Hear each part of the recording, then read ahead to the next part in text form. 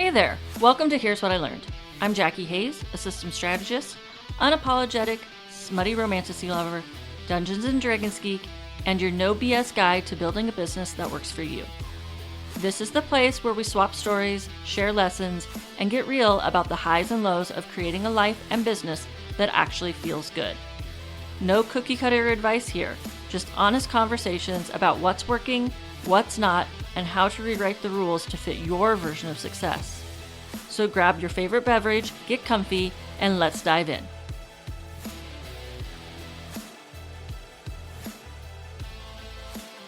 Welcome to another episode of Here's What I Learned. Today I have Krista Walsh talking with me, and she is a website strategist and messaging expert for service-based founders who are stepping into their next era of visibility, authority, and premium clientele. Krista, welcome to the show. Thank you. I'm excited. Krista, what is something that you have been learning about lately? Yeah. So I was thinking about this question and I was trying to come up with a business thing, but what came to mind was personal. But I think I do have a business tie-in, so bear with me.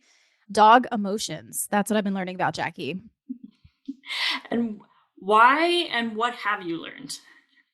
Yes. So I have a dog. He's a big old dog. He's a pit bull Great Dane. So you can kind of imagine he's big, he's beefy, like he's huge. He's 100 pounds. I've got like 30 pounds on him. So controlling him physically, it's possible, but it's not fun for me, right? It's not easy. And we rescued him as an adult. We don't really know his background. So he's got some like reactivity issues that manifest as like aggression towards dogs and certain men that we encounter on the street. So I have worked with dog trainers before, and I felt like a lot of what was happening was them just like telling me things to do. When he does this, you do this, and then this.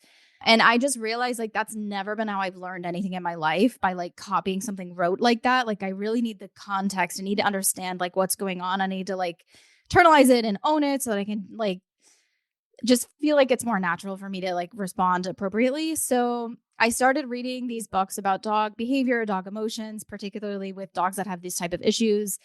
And it's been massively helpful just to be like, okay, here's what's going on in his brain, because it's not the same as humans, obviously. And here is why he might be doing this and like what he needs from you. And it's just been massively helpful for me to like respond energetically and emotionally in a way that helps him feel safer without applying force, right? If I don't need to. Yeah. So that's what I've been learning about lately. And the business tie-in is I had a little like aha moment when this was happening for me. And I was like, wow, this is working so fucking well. Like, I'm sorry for cursing also. Go right ahead. It's fine. Okay. Despite having like done the dog trainer thing. And I think it was in business, like early on, you have a coach or consultant or something where it's just in the air, like a lot of these like tactics based approach to business, where it's sort of like, okay, here are the things to do, like do a webinar into the email sequence, into the launch, whatever, like all of these little like steps. And I was doing all of that and like it never felt good inside. And I never really sort of like, I would lose faith in it very quickly. Right. Anyway, it all felt very like externally located. And in recent years, I think just with age and maturity and like maturity as an entrepreneur, being in this now like 7 years, I've really come to a place of like, no, it's about like understanding like fundamentally like what your audience is, like how you're actually like making a massive difference for them, like what your why is in your business, and then making your own decisions from that standpoint. And again, it feels like an energetic, emotional thing, less than like a tactic-y thing. So I've just noticed that parallel. Speaking of our pets, I love that you found the business tie-in, but also love your story of your dog, because we have a pit bull Dutch Shepherd mix that's 100 pounds. And so yes, massive dog. He's a bit timid. And my partner says he's so big because he has such big emotions. So that he needs the big body to contain all of them. So, but I do love like that idea of meeting them where they're at, whether it's your dogs or your clients or things like that. So what does that mean for you in relation to your business as far as doing business your way? And what does that mean to you when you hear the phrase doing business your way? Yeah, I think it's something to do with what I was talking around, which is this sense of like having like a foundational, like core confidence in what you're here to do. And I get like a lot of people talk about it like a why or something like that. I kind of have bristled at that because I don't feel like I'm changing the world. But what I've really like realized is that I am changing the lives and the businesses of my clients. And then in turn, as my revenue grows and like, why are we pursuing revenue and wealth and all of that? And it's really like realizing that at my center, I have such a generous core. And I think as I grow and become more resource, like I instinctively want to give that out and like help other people. And so really remembering that, especially like in a world that is very like, it feels very loaded to pursue like a not necessarily like a bigger business, but a wealthier, more profitable business. Especially today, we see all these like insanity billionaires doing crazy shit to the world. Yeah. And just being like, I don't see myself in that. Like, so where is my place? And just like rooting back down again, like an internally focused business instead of this like external noise that is happening, which I feel like I'm sensitive to a lot. So doing business my way means like taking steps to tune the noise out, I guess, like being very intentional about like who I follow and who I listen to, podcasts I listen to, like this one is one, right? Because I know how much it affects me and how it can like knock me off course pretty easily. Yeah, I feel like all of the messaging that we are bombarded with, whether it's the emails that we subscribe to, the podcasts we listen to, the social media, it can make us start to second guess the choices that we're making for our own businesses. Like it's working for them. Maybe I should do it that way. But yeah, learning to tune all of that out is so incredibly important. When you reached out to me about guesting on the podcast, you mentioned as a possible topic the idea of empathy over exploitation. And I am curious what that means to you. Yeah, I think that was coming from like, I'm messaging expert person here. So, there's a lot of best practices advice that if applied with a heavy hand does end up in exploitative territory, even if you like, you're not intending to do that, but you're just trying to, like I said at the beginning, like do the steps that people told you to do. And then you end up with like a lot of like heavy handed, like pain points type of messaging where you're like, feeling like you have to like twist the arms of people and make their pain feel really urgent and important and that your solution is the only one for them. And because this is literally what like marketing people tell us. And I can't even think of a specific person. It is just literally like in the air. It's in the water.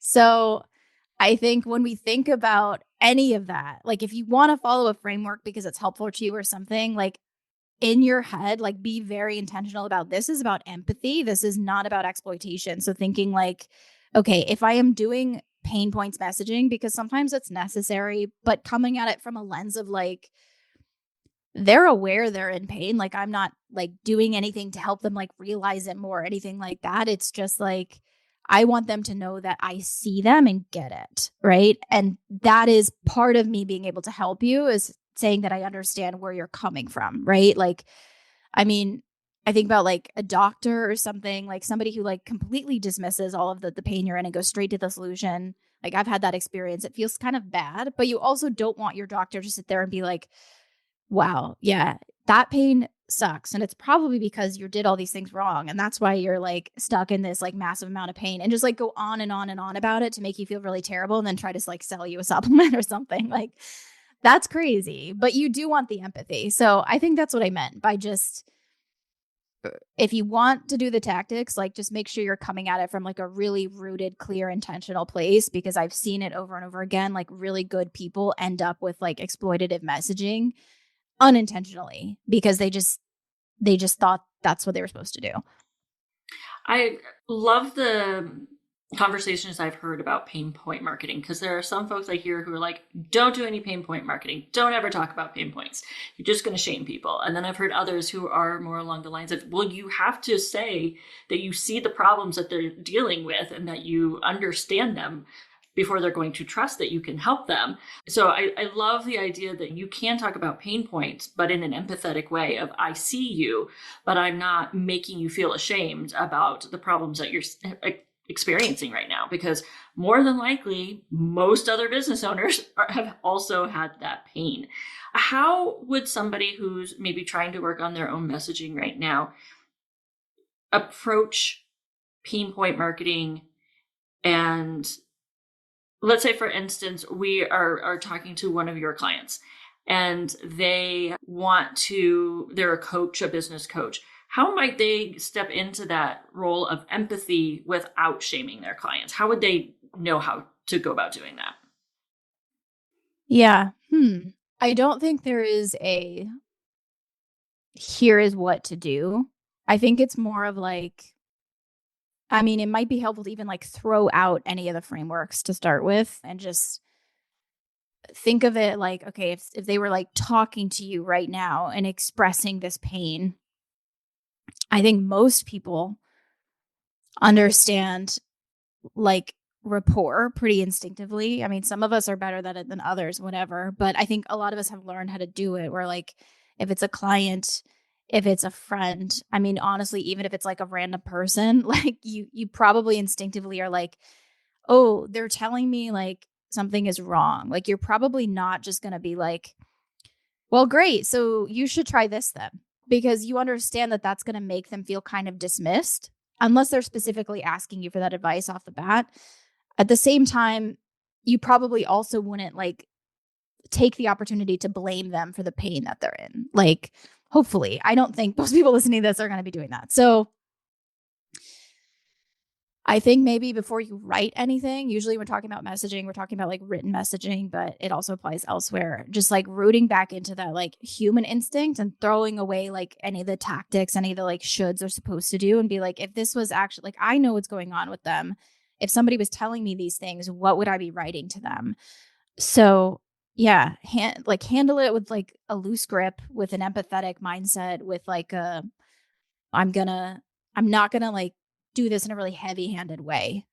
I think. Was that helpful? I don't know. I'm trying to like give advice Yeah. that isn't prescriptive because I don't think that really works. No, you can't just do something in general, but I can see myself being along the lines of, well, if this is me sitting at a coffee shop with my best friend and she told me she was having these problems, how would I respond? Because I feel like a lot of times people, when they start to put words on page, or whether that's web page or emails or whatever, they start to censor or change the wording to fit certain molds or professionalism or whatever it is that they have in their mind. And sometimes the words that you might say to somebody in front of you, you lose some of that warmth maybe in writing. So, or you fall into because like you said, it's all in the air. So it's hard not to follow some of those frameworks that you have probably found out there. So how did you get into this, into Can I messaging? add one more thing Yes. to Yeah, that go conversation? I just want to say, because with AI and the LLMs, like a lot of people, especially if you're in the stage where you're writing your own messaging a lot, like, and you don't feel like a writer, you're probably using AI, I would imagine. So I think it's extra important to have that like rooted sense of intention, and like when you're like editing that, because that's also a very easy way to slip into like feelings that you don't actually want to create in people, or like that you don't actually believe in because you think the AI is right, which it's not. So No, I had to have a ginormous argument with the chat GPT today because it kept saying I was a marketer writing stuff. And I'm like, how many times have I had to tell you I'm not a marketer? I don't know where this is. So yes. and it's like, And you were right, Jackie. You're not a marketer. Thank you for Thanks. correcting me. And then Thank next you. line, it's like, Jackie the marketer. It did it twice. I was like, wait a minute, I just told you, and I've told you repeatedly. But yeah, I have noticed when I use ChatGPT, like a lot of times the first round, it's getting better because it's learning me, but it does want to go to that pain point marketing that we see out there so much, because it's learning from what's out there. And a lot of what's out there is this hustle culture, pain point marketing, pushing the sale, overriding their objections, all of that kind of stuff. And so you can't just take what chat says to you right off the bat. You're going to have to look through that and see what it would feel like if you were to actually read those words yourself, I think. Yeah, trust yourself, I think, because I know what it feels like to like use an AI, and it feels like this like all-knowing thing. And so like sometimes even me, like I call myself an expert, will be like, well, maybe I am wrong. Like maybe this crazy thing is right. But then I have to be like, I don't know. So I just want to say it's okay to trust yourself, even if you're not an expert. Like it's your business, it's your words, your message. So yeah, the AI is not more right than you. When it comes to this messaging, how did you find yourself in this role? Yeah, it's a long and winding road that started. So I graduated university and I had been doing internships pretty much the whole time because I was very like, I'm ambitious. I'm going to like be a corporate girl, whatever. Like, and I wasn't burnt out. Like it wasn't exhaustion. It was disillusionment, like already like entering the workforce. And I actually felt a lot of like deep sadness around like the idea of career, to be honest, because I had just like, I was looking around the office jobs and like nobody really seemed enthusiastic or like purposeful. They all seemed a little bit dead inside, frankly. And this has also come, that's through the lens of like a 22-year-old where you're like very idealistic. So I don't think I would say the same thing today. But so I moved abroad to teach English because I was just like, well, I'm going to do something fun. And then while I was over there, I started freelancing as an editor, a writer, because that was my skill set. And it honestly grew from there. By the time I moved to the States, I was making a full-time income as a freelancer. And then I just like continued to niche and niche and niche as you do and like decide to become an expert in like things that I really cared about and saw the value in. And that's how I ended up here.